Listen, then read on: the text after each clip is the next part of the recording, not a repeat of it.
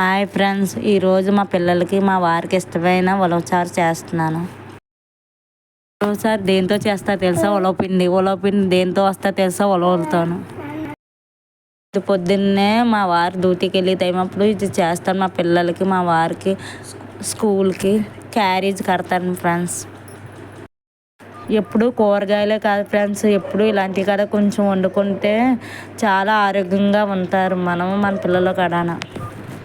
కాలం మారిపోయిన వల్ల పాత పద్ధతులు అన్నీ మర్చిపోతున్నాము. పాత రుచులు కదా మనం వదిలేస్తున్నాము.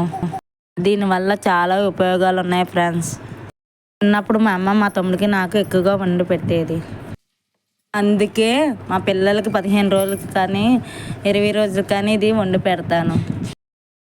వల్ల కిడ్నీలో స్టోన్స్ రాకుండా ఉంటాయి. తింటే చాలా మంచిది. ఇంకా నేను వీటితోనే కాదు, బొబ్బరి పప్పుతోని, మినపప్పుతోని, పెసరపప్పుతోని ఎన్నటితో నేను వంటలు చేస్తాను. ఎప్పుడైనా చేసినప్పుడు చూపెడతాను ఫ్రెండ్స్. మీరు కూడా ఇలా ఆరోగ్యమైన వంటలు చేసుకుంటా పిల్లలకి పెడతా ఉన్నాను ఫ్రెండ్స్. బాయ్. నా ఛానల్ సబ్స్క్రైబ్ చేసుకోండి.